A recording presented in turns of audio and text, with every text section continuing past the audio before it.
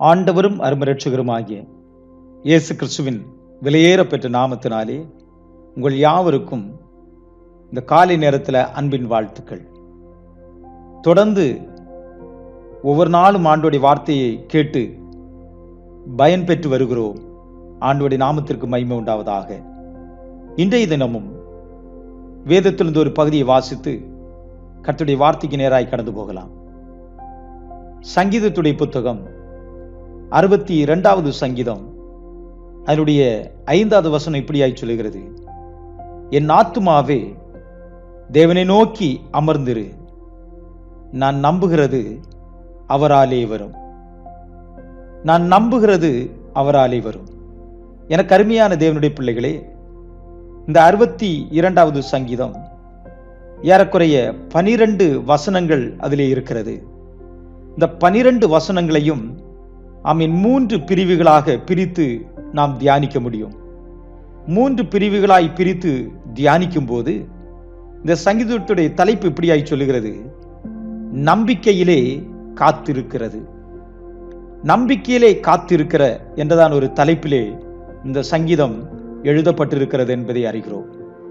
ஏற்கனவே நான் சொன்னது போல இந்த சங்கீதத்தை 3 பிரிவுகளாக பிரித்து நாம் தியானிப்பது நமக்கு மிகுந்த பலனாய் இருக்கும் என்பதை அறிந்திருக்கிறேன். தலைப்பு சொல்கிறது போல நம்பிக்கையிலே காத்திருக்கிறது.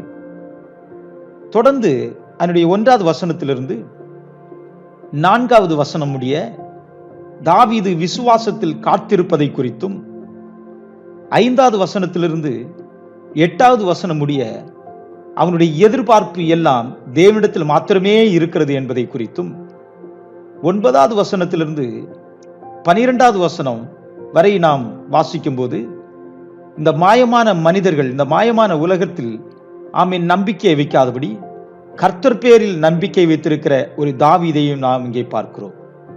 மறுபடியும் நான் சொல்லுகிறேன், 3 பிரிவுகளாய் நாம் பிரித்தோம் அல்லவா? 1, தாவீது விசுவாசத்தில் காத்திருப்பதையும், 2, அவனுடைய எதிர்பார்ப்பெல்லாம் தேவனிடத்தில் மாத்திரமே இருக்கிறது என்பதையும், 3, எந்த மனுஷன் மேல் இல்லை என்பதையும் அங்கே அவன் சுட்டி காட்டுகிறதை பார்க்கிறோம். அல்லேலூயா. ஆகவேதான் அதனுடைய 5வது வசனம் இப்படியாய் சொல்லுகிறது: என் ஆத்துமாவே தேவனை நோக்கி நீ அமர்ந்திரு, நான் நம்புகிறது அவராலே வரும். நான் நம்புகிறது அவராலே வரும். எனக்கு அன்பான தேவனுடைய பிள்ளைகளே, இந்த அருமையான இந்த காலை நேரத்தில் ஆண்டவர் பேசுகிற தம்முடைய வார்த்தையை நன்றாக நீங்க கவனிப்பீர்களானால் நிச்சயமாகவே இந்த மாதம் ஆண்டவர் உங்களுடைய வாழ்வில் அற்புதமான காரியங்களை செய்வதற்கு நல்லவராயிருக்கிறார். 1வது வசனத்திலிருந்து 4வது வசனம் முடிய நான் வாசிக்கும் போது, தேவனை நோக்கி என் ஆத்துமா அமர்ந்து இருக்கிறது, அவராலே என்னுடைய ரட்சிப்பு வரும். ஆம், எனக்கு அன்பான தேவனுடைய பிள்ளைகளே, தாவீது விசுவாசத்தில் எங்கே காத்திருக்கிறதை பார்க்கிறோம். தேவனை நோக்கி என் ஆத்துமா விசுவாசத்தோடு காத்து அமர்ந்து இருக்கிறதை, ஆமேன் என்பதை அங்கே ஆமேன் ஸ்தோத்திர தாவீது சொல்லுகிறதை பார்க்கிறோம். விசுவாசத்தில் காத்திருக்கிற அனுபவம் வெறுமனே காத்திருக்கிற அனுபவம் அல்ல, வெறுமனே அமர்ந்திருக்கிற அனுபவங்கள் அல்ல. தேவன் பேரில் உள்ள விசுவாசத்தோடு காத்திருக்கிற அந்த மகிமையான அந்த அனுபவத்தை நான் அங்கே பார்க்கிறோம். தாவீது விசுவாசத்தோடு காத்திருக்கிறதை பார்க்கிறது மட்டுமல்ல, அவனுடைய எதிர்பார்ப்பு தேவன் பேரில் உண்டாயிருக்கிறது. அவனுடைய எதிர்பார்ப்பு தேவன் பேரில் உண்டாயிருக்கிறது. விசுவாசம் வெறுமையாய் அல்ல, விசுவாசமும் நம்பிக்கையும் எதிர்பார்ப்பும் என்னோட ஆண்டவராகிய இயேசு கிறிஸ்துவிடத்தில் ஆமென் என்பதை அவன் சுட்டி காட்டுகிறதை பார்க்கிறோம். நம்முடைய வாழ்க்கையிலும் வெறுமையாய் காத்திருக்கிறோம், வெறுமையாகவே காத்திருக்கிறோம், வெறுமையாகவே போய்கொண்டிருக்கிறோம். ஆனால் எனக்கு அன்பான தேவனுடைய பிள்ளைகளே, உடைய காத்திருப்பு வெறுமையாய் அல்லாமல் உடைய காத்திருப்பு தேவன் பேரிலே இருக்கட்டும் என்பதை தான் இந்த சங்கீதத்திலிருந்து தாவீது ஆமேன் ஸ்தோத்திரம் சுட்டி காட்டுகிறதை பார்க்கிறோம்.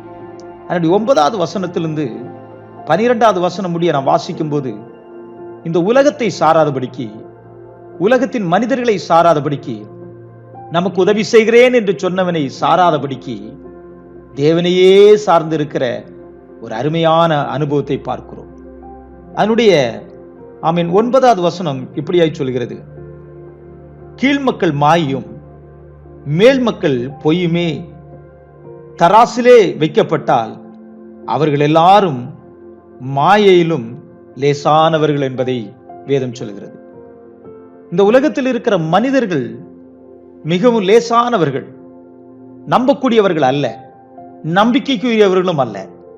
இந்த அருமையான நாளில நம்பக்கூடியவர், நம்பிக்கைக்குரிய ஒரு அருமையான தெய்வம் ஆண்டவராகிய இயேசு கிறிஸ்து உண்டு என்பதை யாரெல்லாம் நம்புகிறார்களோ, யாரெல்லாம் விசுவாசிக்கிறார்களோ அவர்களுக்கெல்லாம் ஆமென் ஸ்தோத்திரம், ஆண்டவர் நன்மை செய்வதற்கு நல்லவராயிருக்கிறார். உதவி செய்கிறேன் என்ற மனிதனை நம்பாதபடிக்கு, எக்காலத்திலும் நம்மை நடத்துவேன் என்று சொன்ன உன்னதமான தெய்வத்தை நாம் நம்பும் போது அவரிடத்திலிருந்து எனக்கு ஒரு எதிர்பார்ப்பு உண்டு, அவர் என்னுடைய எதிர்பார்ப்பை எல்லாம் நிறைவேற்றுவார் என்று சொல்லி நம்பிக்கையோடு நீங்க காத்திருப்பீர்களானால் நிச்சயமாகவே சொல்கிறேன், உங்களுடைய நம்பிக்கை வீண் போகாது. நிச்சயமாகவே உங்களுக்கு நன்மை உண்டு என்று என் ஆண்டவராகிய இயேசு கிறிஸ்து இந்த காலை நேரத்திலே சொல்லுகிறார். எனக்கு அன்பான தேவனுடைய பிள்ளைகளே, நீங்கள் யாரை நம்பிக்கொண்டு இருக்கிறீங்க? யாரை சார்ந்து இருக்கிறீங்க? யாரிடத்தில் விசுவாசம் வைத்திருக்கிறீங்க? மனிதரிடத்திலா, இல்லை என்றால் நீங்க ஆராதிக்கிற தெய்வத்திடத்திலா என்பதை ஒன்று உற்று பாருங்க. உங்களுடைய நம்பிக்கை மனுஷன் மேல வைக்க வேண்டாம். காலை தினத்தில் இந்த வார்த்தையை கேட்டுக்கொண்டிருக்கிற எனக்கு அன்பான தேவனுடைய பிள்ளைகளே, நீங்கள் யாரை நம்புகிறீர்கள் என்று ஒன்று ஆராய்ந்து பார்ப்பீர்களானால், நீங்கள் யாரை நம்புகிறீர்கள் என்று சொல்லி ஒன்று ஆராய்ந்து பார்ப்பீர்களானால், ஆண்டவராகிய தெய்வம் இன்றைக்கு உங்களுக்கு நன்மை செய்ய போகிறார்.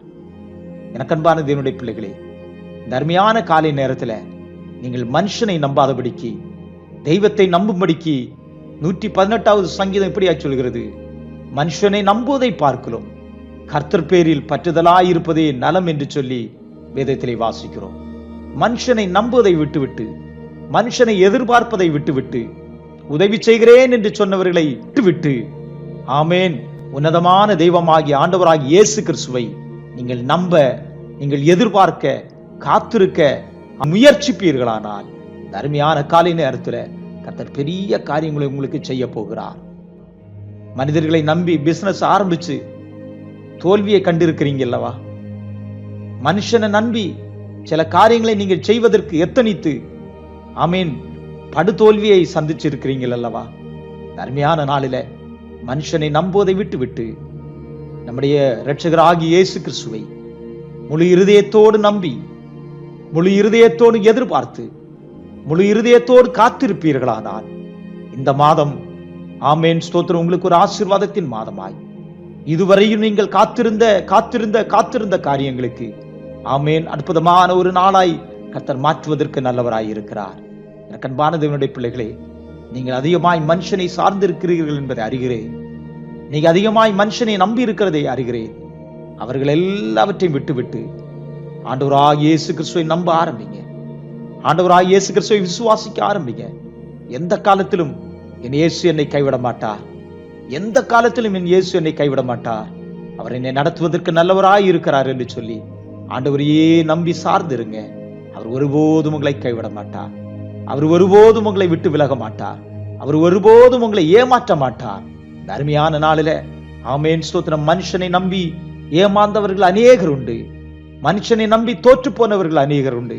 இந்த அருமையான நாளில ஒரு விசை ஆமேன், இதுவரை நான் இயேசுவை நம்பவில்லை, இதுவரை இயேசுவை நான் சார்ந்து இருக்கவில்லை, இதுவரை நான் எல்லாவற்றிற்கும் மனுஷனை எதிர்பார்த்து கொண்டிருந்தேன் என்று சொல்லுகிற யாராகிலும் இருப்பீர்களானால் இந்த காலை நேரத்தில் ஆமேன் இந்த செய்தியை கேட்டுக்கொண்டிருக்கிற இந்த நிமிடத்தில் ஒரு விசை உங்களுடைய உணர்வுகள், உங்களுடைய ஆமீன் காரியங்கள் எல்லாவற்றையும் ஆண்டவருடைய கரத்திலே ஒப்பு கொடுங்க. உங்களுடைய எண்ணங்கள் எல்லாம் ஆண்டவருடைய கரத்திலே ஒப்பு கொடுங்க. ஒரு நிமிஷம், ஆண்டவரே, இதுவரையும் மனுஷனை நம்பி நான் தோற்று போயிருக்கிறேன், இனி இந்த காலை நேரத்திலிருந்து உண்மையே நம்பி வாழ நான் ஆசைப்படுகிறேன் என்று சொல்லி விசுவாசத்தோடு காத்திருக்க ஆமேன் ஸ்தோத்திரம் உங்களை ஒப்பு கொடுப்பீர்களானால் கர்த்தர் பெரிய மாற்றத்தை உங்களுடைய வாழ்விலே கர்த்தர் கொண்டு வருவார். கர்த்தர் உங்களுடைய வாழ்விலே பெரிய மாற்றத்தை கொண்டு வருவார். ஒப்பு கொடுப்போமா? கர்த்தர் தாமே இந்த வார்த்தையின் மூலம் நம்மை ஆசீர்வதிப்பாராக. ஆமேன். ஜெபிப்போமா? கிருபை நிறைந்த பரலோகத்தின் பிதாவே, இந்த அருமையான காலை நேரத்திற்காக ஸ்தோத்திரம் ஆண்டவரே. இந்த அருமையான நாளிலும் ஆமேன் மனுஷனை நம்பி தோற்று போனவர்கள் உண்டு ஆண்டவரே. இந்த செய்தியை கேட்டுக்கொண்டிருக்கிறவர்கள் மனுஷனை சார்ந்து, மனுஷனை நம்பி, மனுஷன் எனக்கு உதவி செய்வான் என்று சொல்லி ஆமேன் தோற்று போனவர்கள் அநேகர் உண்டு. அவருடைய தோல்விகளை எல்லாம் மாற்றி கர்த்தர் அவர்களை இரட்டத்தனையாய் ஆசீர்வதிக்கும்படியாய் ஜெபிக்கிறேன் ஐயா. உம்மையே நம்பி ஒப்பு கொடுத்த தேவ பிள்ளைகளை இந்த மாதத்தில் இரட்டத்தனையாய் ஆசீர்வதிக்கும்படியாய் ஜெபிக்கிறேன். அவர்களை ஆசீர்வதிக்கிறேன், வாழ்த்துகிறேன். இவர்களுக்கு வந்த தோல்விகள், அவமானங்கள், நிந்தைகள் சகலத்திலிருந்து கர்த்தர் தாமே விடுதலையாக்கும்படியாய் ஜெபிக்கிறேன் ஐயா. தொடர்ந்து பெரிய காரியங்களை செய்யுங்க. இயேசு கிறிஸ்துவின் விலையேறப்பெற்ற நாமத்தில் கெஞ்சி மன்றாடுகிறோம் நல்ல பிதாவே. ஆமேன், ஆமேன், ஆமேன்.